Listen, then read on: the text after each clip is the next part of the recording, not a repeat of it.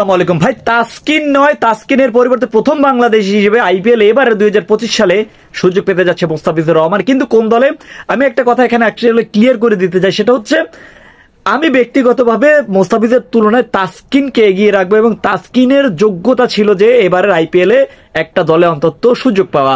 ইতিমধ্যে আপনারা জানেন যে গতকাল একটা নিউজ আসছে যে তাসকিন আহমেদকে আবারও নাকি লখনউ সুপার জায়ান্টস অফার করছে যে তিনি যেন আইপিএলটা খেলুক। সো এই ব্যাপারটা আসলে রিউমারি, গুঞ্জনি, গুজবি, এই ধরনের কোনো নিউজ এখন পর্যন্ত অফিসিয়াল ভাবে আসে নাই।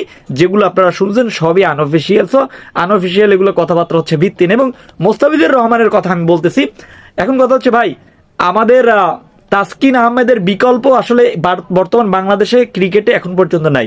তিনি সুইং বলেন, গতি বলেন, ইয়ার্কার বলেন, সব দিক থেকে নিউ বলটাও ভালোভাবে পিক করতে পারে। যেখানে বাংলাদেশের সর্বসেরা বলার যদি আপনাকে বলতে চলে সেটা হচ্ছে তাসকিন আহমেদ।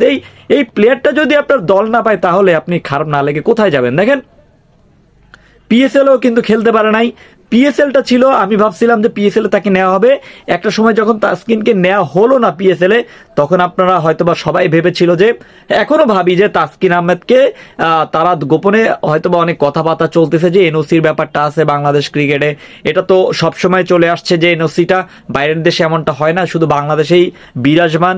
সো এই ব্যাপারটা আমাদেরকে ক্লিয়ার করে দিতে হবে যে তাসকিন আহমেদ যদি সুযোগ পায়, এমনটা কিন্তু ফ্রাঞ্চাইজিরা বলে আসতেছে যে তাসকিন আহমেদ যদি সুযোগ পায় তবে তাহলে কিন্তু মানে সিজনটা, পুরো সিজনটা যেন খেলতে পারে ওই আইপিএল এর দলের হয়ে। ভাই, আয়ারল্যান্ড জিম্বাবুয়ে আসলে যে তাকে আবার আসতে হবে এমন কোনো শর্ত দেয়া যাবে না। সো আয়ারল্যান্ড জিম্বাবুয়ে তো অলরেডি আসতেছে, ঈদের পরেই জিম্বাবুয়ে সিরিজ রয়েছে। এটা তো আমাদের জন্য অনেক বড় বিষয় যে যারা যারা ফর্মে নাই বাংলাদেশের, তারা কিন্তু এই সিরিজ খেলে তারা ফর্মে চলে আসতে পারে। ইভেন ধরেন মাহমুদ আল রিয়াদ হতে পারে, মুশফিকুর রহিম তো নাই, সো লিটন দাস হতে পারে। এরা আসলে এই জিম্বাবুয়ের সাথে খেলে 100-150 রানের মতো ইনিংস খেলবে, তারপরে আবার বাংলাদেশ বুস্ট আপ কইরা যখন অন্য জায়গায় খেলতে যাবে তখন আবার ডাউন। সো এমনটাই হচ্ছে, আমরা জিম্বাবুয়ে আইল্যান্ডকে আবার ডাকবো ফর্মে ফিরানোর জন্য আমাদের।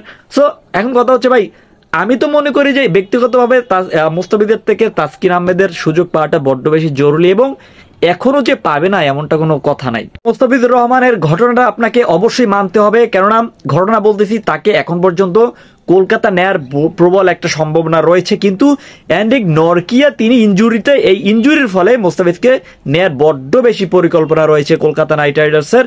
কিন্তু আপনার অ্যান্ড্রিক নরকিয়া যে পুরোপুরি ইনজুরি, তিনি কিন্তু এখন রিকভারিতে চলছে। তো তিনি সুস্থ হওয়ার একটা বিষয় রয়েছে। সো তিনি যদি সুস্থ হয় তাহলে মুস্তাফিজুর রহমান আর সুযোগ পাবে না। কিন্তু তিনি যদি এই অসুস্থতার মধ্যে তিনি যদি দেখে যে তার রিপোর্ট অনুযায়ী তিনি আর খেলতে পারবেন আইপিএল, তবে মুস্তাফিজকে নেয়ার বড্ড বেশি প্রবল সম্ভাবনা রয়েছে। সো আপনি কি মনে করেন?